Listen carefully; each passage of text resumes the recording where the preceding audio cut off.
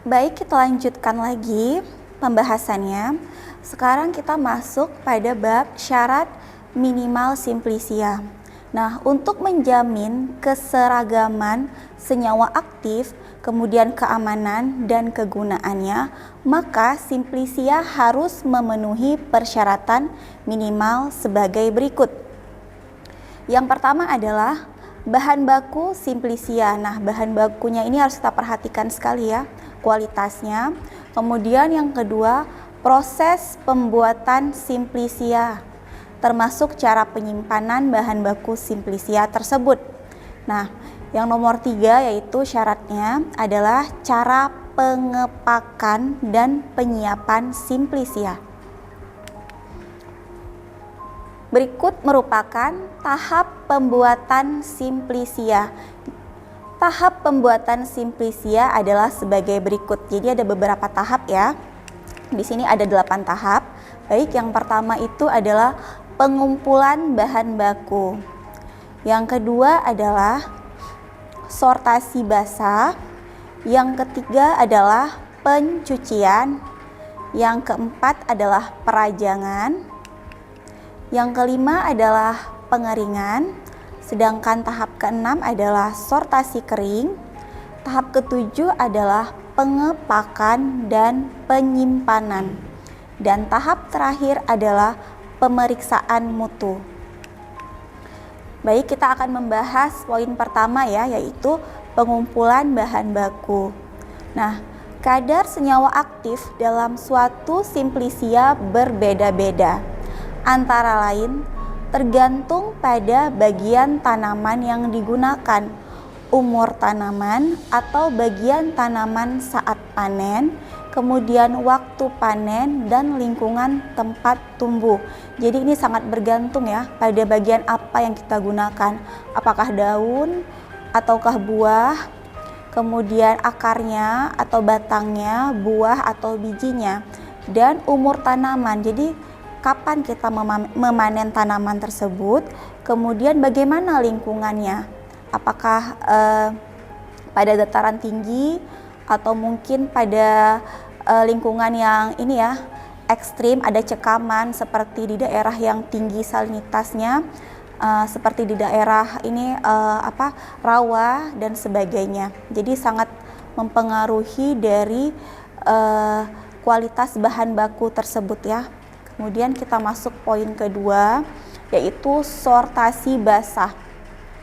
Nah, kegiatan sortasi perlu dilakukan untuk membuang bahan lain yang tidak berguna atau berbahaya. Misalnya rumput, kemudian kotoran binatang, bahan-bahan yang busuk, dan benda lain yang bisa mempengaruhi kualitas dari simplisia tersebut. Jadi ketika kita memanen suatu tumbuhan yang hendak kita jadikan simplisia, maka terkadang saat kita panen itu bahan-bahan lain itu terikut gitu, seperti rumput, kemudian mungkin ada kotoran binatang atau ada bagian-bagian tumbuhan yang sudah busuk melekat pada tumbuhan target kita yang ingin kita jadikan simplisia tersebut. Maka kita perlu melakukan sortasi basah, yaitu kita pisahkan dari bahan-bahan yang tidak perlu itu atau bahan-bahan yang bisa kita katakan bisa mempengaruhi kualitas simplisia itu.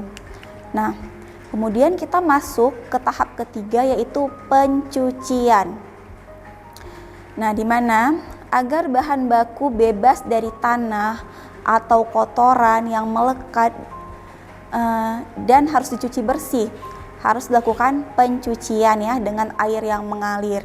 Pencucian ini bisa dilakukan dengan sumber air dari sumber yang bersih. Jadi pastikan ketika kita sudah memanen suatu tumbuhan yang ingin kita jadikan simplisia, lalu kita sortasi, lalu kita cuci pada air yang mengalir, air yang bersih gitu ya, agar memang kualitasnya itu bagus. Itu sangat mempengaruhi. Jadi dari tahap 1 hingga dengan tahap 8 itu sangat mempengaruhi. Lalu bahan simplisia yang mengandung zat yang mudah larut dalam air sebaiknya dicuci sesingkat mungkin. Nah, ada simplisia atau bahan simplisia yang memang mudah sekali larut dalam air. Jadi cucilah secukupnya, cepat, tepat, namun bersih, namun tidak terlalu lama karena dapat melarutkan ya, melarutkan zat-zat yang kita butuhkan dari bahan simplisia tersebut. Nah, kita masuk ke tahap selanjutnya yaitu perajangan. Mungkin beberapa bahan simplisia perlu mengalami proses perajangan. Perajangan bahan simplisia dilakukan untuk mempermudah pengeringan, pengepakan, dan penggilingan. Nah, contohnya itu seperti jahe, kunyit. Kita ingin membuat simplisia dari jahe atau kunyit, itu agar lebih memudahkan, maka perlu dirajang seperti itu ya. Begitu juga dengan bawang putih, bawang merah, dan sebagainya. Tanaman yang baru dipanen sebaiknya tidak langsung dirajang, tetapi dijemur dalam keadaan utuh selama 1 hari. Nah, yang baru dipanen misalnya tumbuhan A, kemudian tidak langsung kita rajang, jadi kita jemur dulu di bawah sinar matahari dalam keadaan utuh selama 1 hari. Nah, perajangan itu sendiri dapat kita lakukan dengan menggunakan pisau atau mesin perajangan khusus. Nah, jadi kalau kita membuat simplisia itu di rumah, kita bisa menggunakan pisau ya, pisau dapur yang bersih dan tajam. Nah, kalau kita melakukan pembuatan simplisia ini di laboratorium, mungkin ada bantuan ya, ada opsi yang lain selain pisau, yaitu mesin perajang khusus seperti itu. Nah, untuk apa kita rajang? Agar diperoleh irisan yang tipis atau potongan dengan ukuran yang dikehendaki atau seragam. Jadi biasanya ada ukuran tertentu agar irisan dari simplisia tersebut seragam semuanya. Baik, kita masuk ke tahap nomor 5, yaitu pengeringan. Adapun tujuan dari pengeringan ini adalah untuk mendapatkan simplisia yang tidak mudah rusak sehingga dapat disimpan dalam waktu yang lama. Jadi kita butuh mengeringkan sampel tersebut ya, agar tidak ada lagi kandungan air, karena kalau sudah kering dia dapat kita simpan dalam waktu yang lebih lama atau lebih awet daripada yang masih ada kandungan airnya seperti itu. Kita lanjutkan ke tahap 5 yaitu pengeringan. Nah, mengurangi kadar air dan menghentikan reaksi enzimatik bisa mencegah penurunan mutu atau kerusakan simplisia. Nah, jadi manfaat lain dari pengeringan itu adalah untuk mengurangi kadar air dari sampel kita dan juga menghentikan semua reaksi enzimatik.